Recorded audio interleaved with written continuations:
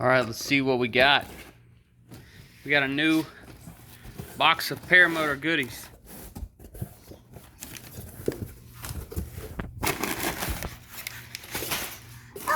What?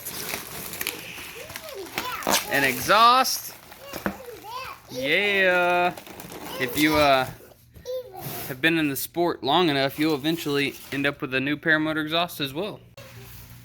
So this exhaust was sent to me by Kyle Matula, and it's actually used. That's what that mark is there. They don't come new like this, but yeah, he hooked me up with this thing. I'm super excited to try it out.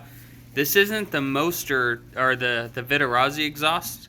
This is actually Power to Fly's design. So we'll see how it goes. See if it cracks. I'm on like my 5th or 6th Moster exhaust, I think. So excited to try something else out and see how it goes. This seems really good quality though. The welds actually look better to me than Vittorazi's welds, and it feels super heavy duty. I don't mind a little bit of extra weight. It feels maybe slightly heavier than the Vittorazi one, but I'll take an extra pound or two to have some reliability with this thing. So I'm gonna switch these things out and throw it on and see how it goes. All right, so I'm in the middle of taking this off. If you've never done this before, just a quick tip. This is a 10 mil nut, so you take this nut off, 10 millimeter either wrench or socket and ratchet. One back there, 10 mil, and then one right there, it's 10 mil. It's easier to reach it from this side though.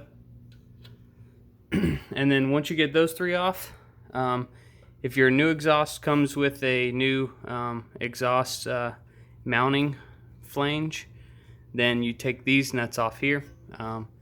You can take the springs off and then the nuts off, and that makes it easier. But if you're lazy like me, just get like a extension and a 10 millimeter and wedge it in there in between the springs, and then you'll be able to rotate it off like this. And then once you get both those off, the exhaust comes off like this. Don't lose nuts and washers. Ta-da! The exhaust is off, and it's cracked right there. See, I had it welded, tried to fix it. It lasted a couple more flights and then it cracked again. So while you have your exhaust off, it's a good idea to check your piston out so you can see it. Basically just pull your pull starter cord down like that. Take a look at your piston. You can see how much carbon buildup it has. You can check out the ring. This ring looks good. And then you can check out the side skirt, see if it's scratched up. This one looks still in good condition. Once you've got the exhaust off, you take this bolt out from the clamp on the exhaust, and then you take the 3 nuts on top. It's actually 6 total, but take 3 off and then take the second 3 off. Then once you have your exhaust off, inspect it, look inside, make sure that it's not busted up on the inside. You can repack it if you want to, but to me it's not worth it. It's such a pain to repack an exhaust, especially if you've never done it. And then don't forget to take this old gasket off, this green one here, and your new exhaust should come with one. Or you can reuse these, but if you do reuse them, they're probably going to leak. So if your new one doesn't come with an exhaust gasket, then you should get a new one and throw it on there. Otherwise it's going to leak. And yeah, so I'm going to put this gasket back on, mount this to the new exhaust, and then mount the new exhaust to the Paramotor. And this is why you should replace the gasket. So I just popped this off with a screwdriver, and look how brittle it is. Hear that? It's hilarious. Watch. Just broken. Yeah. So when you have something apart, you should always replace the gaskets for that reason. Alright, so next thing, you got the new gasket on there.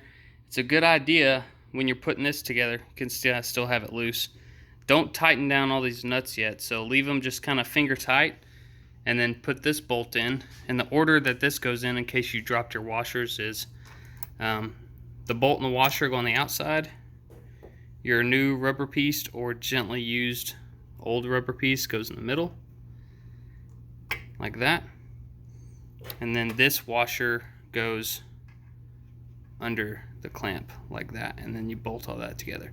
So I'm going to do that now. I need both hands to do this. So get everything finger tight first. Oh, one more tip. Before you thread that in, pick your favorite Loctite, preferably not anything that says sleeve retainer or high strength, because it'll be a pain in the butt to get this off later. But this is regular blue Loctite, like medium strength. Open this up. And let me show you how much to put on here. The biggest mistake I see people make is they will coat this bolt and thread locker. Look, you only need like that much, like 2 threads. That's enough to hold it. I'm not going to do it on these because these are self-locking nuts. This one is not. So I'm going to put a little bit of thread locker on this. And I'll show you after this is bolted up. Alright, same thing. After you've got this bolt down here in, just finger tight. This clamp is still loose. You can see the gap there. When you're tightening these up, you get them all finger tight. And then you just turn like 2 flats. Come to the next one, turn 2 flats.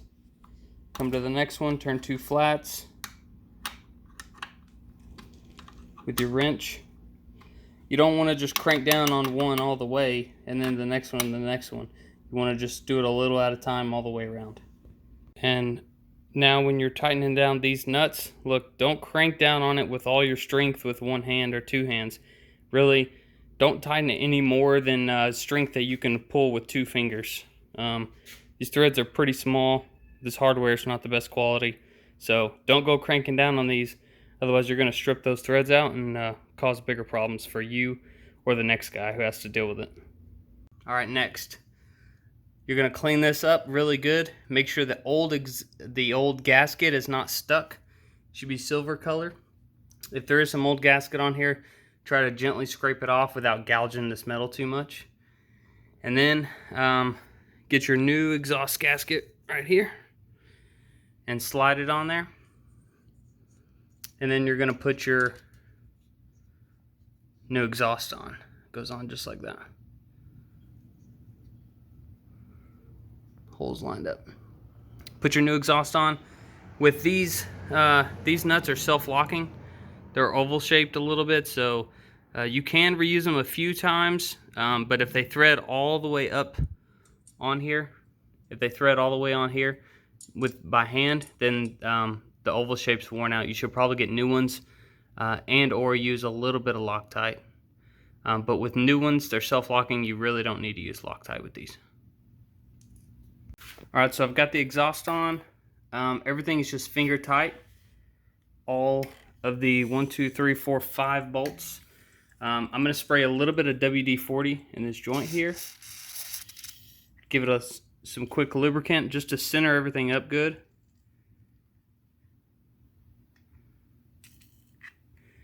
And I'm going to tighten these first.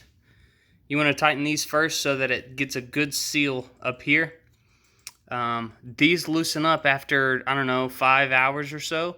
So you need to get a torque wrench and come back and re-torque them. And the torque for this one, for the exhaust, is 23.6 foot-pounds. So 23.6 foot-pounds on these. After you torque it down with the torque wrench first, or good and tight. But check these because they will loosen up after the first 2 or 3 flights. These don't really loosen up over time, but still, after your first flight, come back and check all these nuts. But torque these down first, and then center the exhaust up, maybe kind of wiggle it to get everything centered up in the joints and everything, and then torque down the other ones. When you're torquing down these exhaust nuts, check this lock washer, and if it opens up like that, then stop. Get a pair of pliers, center it back up, and try again. You don't want this separating like that. Alright, so I got everything torqued down. I'm going to run it for a couple minutes. on my back, and then I'm going to check everything again before I fly it. Some other tips about these motors, just from my experience. Spark plugs, retorque these after the first couple flights. Retorque these to the torque spec from Vittorazi's manual, which is 12.5 foot-pounds is the torque on these nuts. Retorque these after your first couple flights, or if you've taken it apart and put it back together, always retorque those after an hour or two of flight. If you ever land and your kill switch doesn't work, check this wire. This is the most common area where it breaks. I've got heat shrink on mine, and I've actually soldered those on sometimes to keep them from sliding off. But yeah, piece of heat shrink here will keep that from getting too weak and breaking off that wire right there. The other spot it breaks is the ground for your kill switch.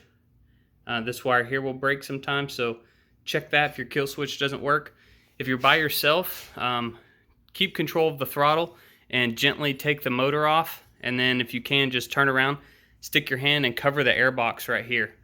That'll kill the motor, and that's better than pulling this off, because when you pull this off, it shocks the crap out of you. Ask me how I know. Yeah, that's really the most common things that happens on these motors. For pre-flight, check this rubber boot right here. Make sure that this clamp is slid all the way down here, and that this isn't cracked and this isn't going to come off. Make sure this is attached to your frame somewhere so the airbox doesn't rotate into your propeller. What else? That's pretty much it. Just some quick tips about the Vittorazi Motor 185. I like this motor, even with the exhaust problems. As soon as you get the exhaust problem sorted out, this motor is going to be the motor to have. Thanks for watching. If anybody wants this old cracked exhaust, let me show you what it looks like. Crack there, and where else? Crack there. If anybody wants this for whatever reason, shoot me in the comments. Find me on the Facebook Paramotor group and let me know. You pay for shipping, you can have this thing for free.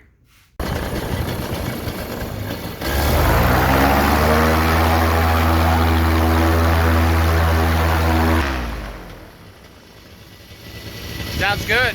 I like it. Did the first heat cycle on it. I'm gonna let it cool off. So far, so good. I'm not splooging any more oil from that exhaust gasket there. Everything looks just like it was before I ran it.